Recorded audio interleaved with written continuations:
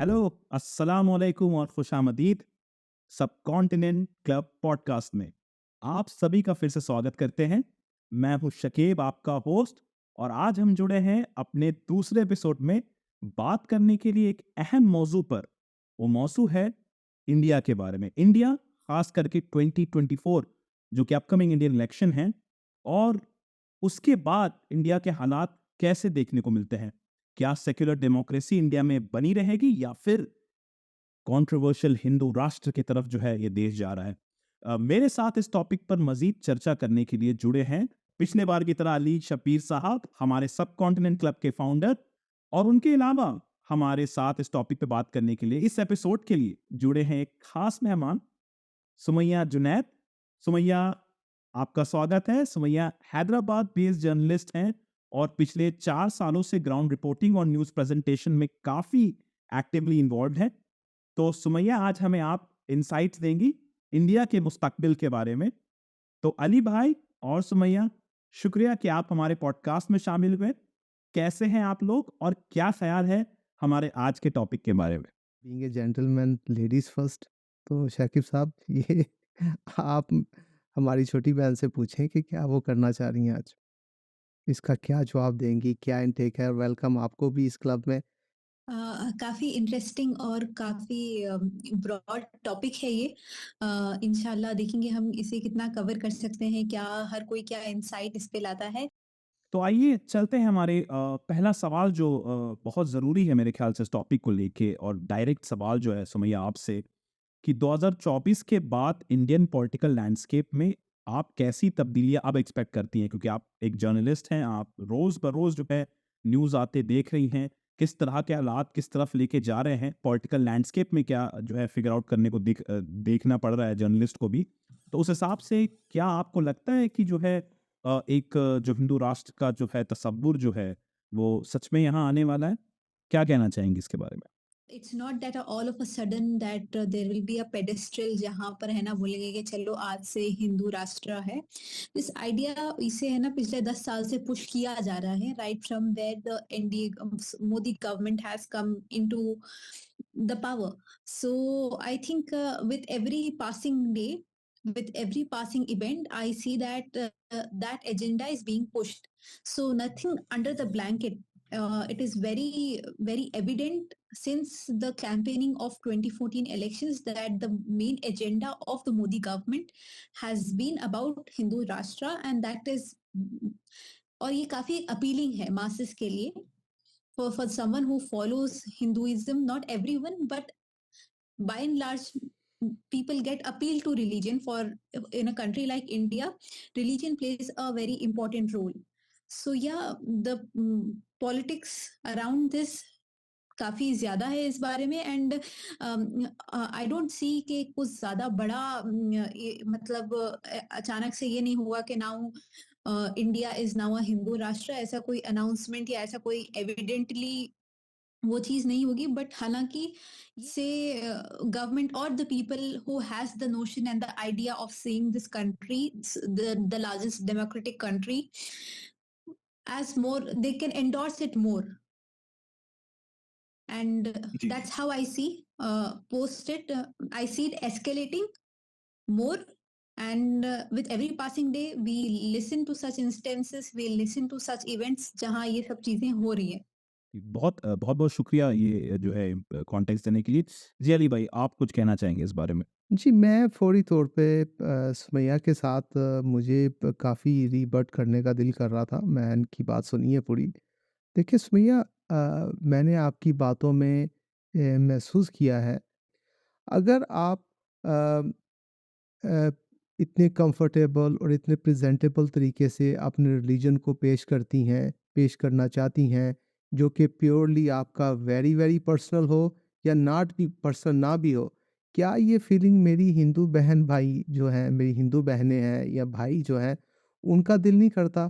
क्या वो भी अपने आप को जिस तरह भी रहना चाहती हैं, जिस तरह रखना चाहती हैं, जैसे अगर आप लोगों ने 57 के करीब मुल्क बना के मुसलमानों के, और आप सेलिब्रेट और वो मतलब तलवारों के साथ डांस कर रहे हैं और कहीं आप लोकल डांस कर रहे हैं, कभी आप अपनी चीज़ें बता रहे हैं, तो अगर हमारे हिंदू बहन-भाई एक अपना मुल्क बनाना चाहते हैं, अगर उनके पास उनका एक हिंदू राष्ट्र हो, तो इसमें क्या तकलीफ़ है दूसरे लोगों को? क्या ये खुली हिपोक्रेसी नहीं है कि 80-90 से ज़्यादा क्रिश्चियनिटी पे के ऊपर मुल्क बन चुके हैं? अब आप मुसलमान माशाल्लाह हमारे भाई, हम मुसलमान by far the largest within मतलब 5 टू नहीं लाइक 14 टू 15 इयर्स हम पास आउट कर जाएँगे। लार्जेस्ट पॉपुलेशन हो जाएगी दुनिया में मुस्लिम्स की बाय रिलीजन। तो इस सूरत हाल में अगर कोई मुल्क अपने आप को एक मुल्क भी नहीं है इनका, हमारे मतलब जो हिंदू बहन-भाई एक था एक्चुअली लोगों को कम जानते हैं। नेपाल एक टाइम पे उनके कॉन्स्टिट्यूशन को उनको उन्होंने हिंदू राष्ट्र कह लें या कंट्री डिक्लेयर किया हुआ था जो रिसेंटली चेंज किया। आप यहाँ तक सुमैया अंदाज़ा कर लें कि वहाँ के कुछ मुसलमानों में जो बहुत ही थोड़ी क्वांटिटी में है, उन्होंने खड़े होके कहा कि यार कॉन्स्टिट्यूशन में हिंदुइज़्म को वापस लेके आएँ आप। तो प्रिसाइज़ली मैं बात कर रहा हूँ कि ये जो आपकी फीलिंग्स जब आप बात कर रही थी कि मुझे अंदाज़ा है और अल्टीमेटली मैं मजबूर हूँ वो स्टांस लेने के लिए जो मेरे हिंदुस्तान के जो मुसलमान बहन-भाई जो स्टांस लेंगे, मैं बाय डिफ़ॉल्ट उसको सपोर्ट करूँगा, मेरी हमदर्दियाँ और मैं वही करूँगा। ये मेरी फीलिंग है।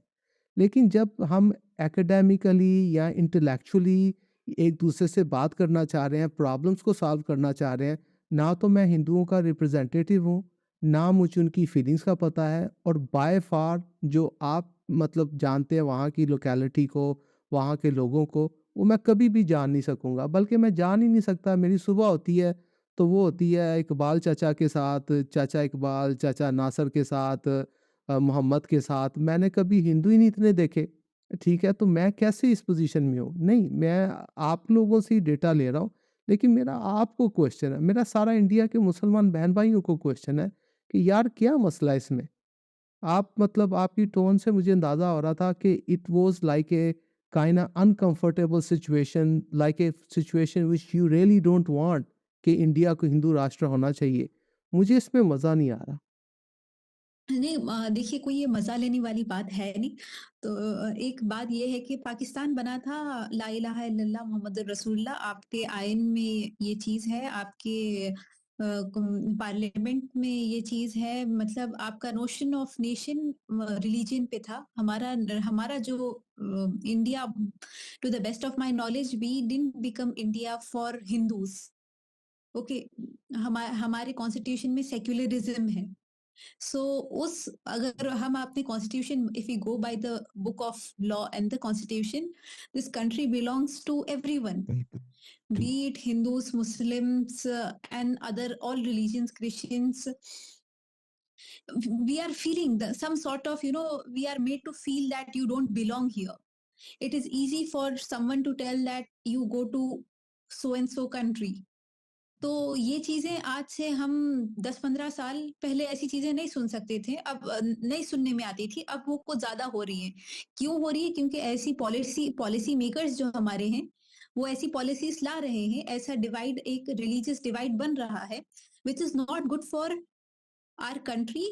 Why it is not good? Because our country was not made on this blueprints of religion, it was made on the blueprints of secularism. जी, मैं इसमें देखिए मेरी बात सुनें। देखिए यकीनन कोई मज़ा लेने वाली बात नहीं है, लेकिन इंटेलेक्चुअली चैलेंज करने वाली बात है।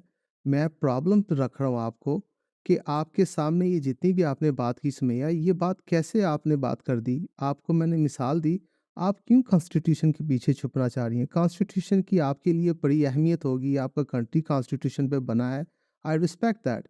क्या कॉन्स्टिट्यूशंस चेंज नहीं होते? जैसे आपके साथ नेपाल में एक टाइम पे नेपाल कॉन्स्टिट्यूशन में उसने उन्होंने उन वहाँ के लोगों ने डिसाइड किया कि हम हिंदू राष्ट्र बनना चाहते हैं, बन गए। उन्होंने डिसाइड किया हम नहीं बनना चाहते, उन्होंने यू टर्न ले लिया। It's not only about constitution sir, it's also about, if you see, अगर आज हम एक पोल करवा ले, ये बताइए कि किसको हिंदू राष्ट्र चाहिए और किसको सेक्युलर कंट्री चाहिए। The majority will vote for secularism. अगर इज़राइल के लोगों ने डिसाइड कर दिया है कि फ़लस्तीन की गज़ा को कंसंट्रेशन कैंप में रखेंगे, एक तरह तो ये दलील मुझे मेजॉरिटी की कभी भी नहीं समझ आई, ठीक है? ये चैलेंज है, ये एक मेजॉरिटी माइनॉरिटी की एक प्रॉब्लम डेमोक्रेसी में रहती है, एक तो ये बात होगी। चलें आज 2023 में या 2024 में वो मेजॉरिटी किसी तरह आपकी हुकूमत ये डिसाइड कर आपके लोग ये डिसाइड करके वोट दे देते हैं आपकी एग्जिस्टिंग जो है आपकी पार्टी है या उसको कि वो ये इसके ऊपर वोट देने लगे हैं कि वो हिंदू राष्ट्र बनाने लगे हैं, तो आप फिर उसके ऊपर बनाएँ। ये तो दोनों चीज़ें आपको काउंटर कर रही हैं Sumaiya. No, my great grandfather, my grandfather has given this blood to this country. अगर जब ऐलान हुआ था कि मुसलमान पाकिस्तान और हिंदू हिंदुस्तान, तो उस वक्त my great grandfather didn't took this call, he stayed here. हाँ, we didn't saw any future of a country becoming a Muslim state. आज आप बताइए, पाकिस्तान अगर एक मुस्लिम, कमिंग टू द क्वेश्चन, आज देखिए, अगर मैं एक और एक सवाल ये है कि अगर आज पाकिस्तान मुस्लिम स्टेट है, तो उससे वहां के मुसलमानों को या और वर्ल्ड वाइड मुसलमानों को क्या फायदा है? यू योरसेल्फ और से Pakistanis being themselves are in trouble. तो in the subcontinent, for India or Pakistan, India being Hindus will not help Hindus, and it's a best lesson that they should learn from Pakistan, that Pakistan being a Muslim country hasn't helped Muslims. देखिए सुमैया, आपने जब ये बात पेश की कि आप constitution और आपने पाकिस्तान की बात की कि पाकिस्तान अगर मुस्लिम कंट्री, तो हम पाकिस्तान को क्यों एग्जांपल ले रहे हैं कि पाकिस्तान ही सिर्फ एक रिलीजियस बेस्ड है। अगर आप रिलीजन बेस्ड के ऊपर कामयाबी की बात करना चाह रही हैं, सो कॉल्ड, ठीक है, तो आपको अंदाज़ा है कि रिलीजियस बेस पे एक दूसरा कंट्री भी बना हुआ है। वो तो बड़ी अपने आप को ब्रैग कर रहे हैं इकोनॉमिकली, और वो तो बड़ा खुश कर रहे हैं कि बड़ा खुश हो रहे हैं, और पूरी दुनिया को उन्होंने मतलब प्रॉब्लम में डाल दिया हुआ है। सिर्फ़ पाकिस्तान अकेला, बल्कि एक टाइम पे सिर्फ़ 2 ही मुल्क थे जो रिलीजन के ऊपर बने हुए हैं। एक है पाकिस्तान, तो दूसरा इसराइल है। अगर आप रिलीजन की वजह से इकोनॉमिक फेलियर की बात कर रहे हैं, तो मैं रिलीजन बेस्ड कंट्री की इकोनॉमिक सक्सेस भी आपको दिखा रहा हूँ। तो ये तो आपका logic does not make any sense. अगर रिलीजन के ऊपर बेस्ड एंटिटी या कंट्री या इंस्टीट्यूशन वो इकोनॉमिकल ही फेल होगा, तो मैंने आपके सामने एक और चीज़ पेश की है। अब जब आप उसमें आप उसमें जाके दूसरे कांस्टेंट्स या दूसरे फैक्टर्स गिनवाने शुरू करेंगी, तो मैं उसमें बहुत ज़्यादा दूसरे भी गिनवा सकता हूँ। मेबी आपका फेलियर जो है पाकिस्तान का, वो रिलीजन की वजह से नहीं है, उनकी फाइनेंशियल डिसिप्लिन पे ना काम करने का, उनका वो इनडिसिप्लिन्ड होना, ये ज़्यादा मैटर करता है। मेबी उनकी रॉन्ग्स जो पॉलिटिकल या जियोग्राफिकल जो उन्होंने चीज़ें या डिसीजंस ली हुई हैं, मेबी वो ज़्यादा मैटर करती हैं उनके कंट्री की मौजूदा फाइनेंशियल सिचुएशन ना अच्छी हो, उसकी वजह से सिर्फ रिलीजन को दे देना, ये भी नाइंसाफ़ी होगी। Partition was not an easy thing. It was not an easy thing for anyone. The bloodshed that both the countries have seen, it is recorded in the history. आप इससे भी डिसएग्री बिल्कुल नहीं करेंगे। तो जब आप इतने जद्दोजहद के बाद फिर आप आपका परचम लेकर लहराते हैं, और फिर इट गोज इयर्स, बिल्कुल जज्बा होगा, पर I don't know, at least in this region a country on the based of religion will not work. India, मुझे लगता है इंडिया ने इतना सक्सेस देखा, that India stands today where it is, because of it secularism, because of it inclusivity of coming from all religions. अगर ये हिंदू राष्ट्र होता, तो see, if this becomes, if God forbidden tomorrow India also India becomes a Hindu rashtra, it doesn't stop there. फिर उसके अंदर classification होने लगेगा, कास्ट बेस्ड सोसाइटी।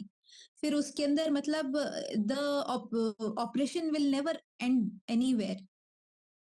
सो कोई चीज के लिए जब भी आई फील जाना चाहिए जहां जिसमें कोई चीज कोई कुछ भलाई हो।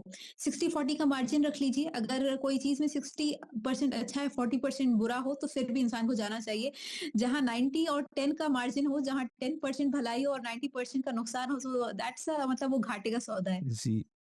यहाँ पे थोड़ा-सा मैं, क्योंकि हमें कन्वर्सेशंस भी आगे लेके जाना है, एंड आई दोनों साइड से जो पर्सपेक्टिव आ रहा है और हमें डिफरेंस ऑफ ओपिनियन भी दिख रहा है, तो that is very interesting, because हमें लगा था कि एक क्योंकि अगर हम शब्बीर अली या सुमैया जुनैद नाम देखें तो एक तरह की कॉन्वर्सेशन डायरेक्शन पे जाते हैं, लेकिन इंटरेस्टिंगली 2 अलग-अलग पर्सपेक्टिव जो हैं यहाँ देखने को मिल रही हैं। प्रॉब्लम जो मुझे दिख रहा है कॉन्वर्सेशन में आप लोग दोनों में, और उसके बाद मैं आगे भी पुश करना चाहूँगा सवाल से, कि एक as a Pakistani, as a person from subcontinent, उनको एक देश मिला जहाँ पे उनके लोगों ने बोला कि हमको मेरा मज़हब प्यारा है, हमको बाहरी कोई आइडियाज़ नहीं चाहिए, तो हम मज़हब के हिसाब से देश बनाएँगे। नाउ वो एम्पैथाइज़ करके सुमैया जब आपसे पूछते हैं कि अगर यही टेम्परामेंट वहाँ के लोगों का आया कि नहीं मुझे मेरी आइडेंटिटी की पहचान का देश चाहिए। अब जो लोगों को वो देश चाहिए सुमैया, अली भाई का कहना है कि वो लोग कहाँ जाएँ? और ये एक एटलीस्ट वो अपना राष्ट्र का तो जो है या देश का तो जो है वो पहल करेंगे। दूसरा है जहाँ मुझे आपके कन्वर्सेशन से देखने को लग रहा है कि अ, आप कह रही हैं कि डर एक खौफ है कि अगर ऐसा कर लिया तो हमारा क्या होगा? मुल्क को और एक कौम को फलने और फूलने के लिए इक्वल रिप्रेजेंटेशन की ज़रूरत होती है। आप एक कम्युनिटी या एक रिलीजन को दबाकर आगे नहीं बढ़ सकते। आज ये इंडिया में इस्लामोफोबिया कह लीजिए या जो भी कह लीजिए, इसी वजह से आप देखेंगे कि B it in government sectors या जो भी है, काफ़ी बड़ी जगहों पे मुस्लिम रिप्रेजेंटेशन कम है। ये बात बिल्कुल नहीं है कि इनके पास टैलेंट की कमी है, नहीं। इन पर इन्वेस्ट ही नहीं किया जाता। सेम गोज़ विथ, आप बताइए कि आपके पार्लियामेंट में कितना रिप्रेजेंटेशन है माइनॉरिटी का? जी, जी। बिल्कुल समय तो आपके बातों से, आपके कन्वर्सेशन से आज जो भी हमें समझ में आया कि as a journalist, as a Muslim, you are representing a lot of people from India. There is a hopeful situation. There are people like you who are hoping कि जो है सेक्युलरिज़्म जो प्रिंसिपल है, जो कोर है India का, वो वापस रिटेन होगा। और कुछ जो है लोग जो हैं यहाँ के, जो जनता है, वो अभी भी जो है आपको उन पे विश्वास है। आपको बता दें कि हमारे सबकॉन्टिनेंट क्लब में जो हैं मेंबर्स जो हैं वो काफ़ी डिफरेंट डिफरेंट कंट्रीज़ से हैं, काफ़ी एक बड़ा तबका डायस्पोरा का भी है, जो कॉन्वर्सेशन सुनता है, हमारे लिसनर्स जो एक्टिवली इन्वॉल्व रहते हैं। उन लिसनर्स के लिए जो आज की पूरी कॉन्वर्सेशन हुई है, जब हम 2024 पोस्ट 2024 इलेक्शन की बात करते हैं, सेकुलरिज्म और हिंदू राष्ट्र, बहुत तरह से आपने जो है हमें वाकिफ़ कराया।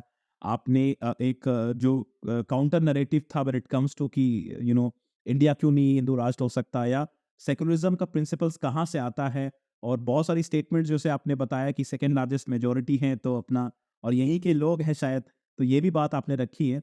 तो कुछ की टेक अवेज इस तरह की जो हमारे सबकॉन्टिनेंट क्लब के मेंबर्स या लिसनर्स के लिए अगर आप कुछ कहना चाहें आज के कॉन्वर्सेशन में, तो क्या बात आप रखेंगी?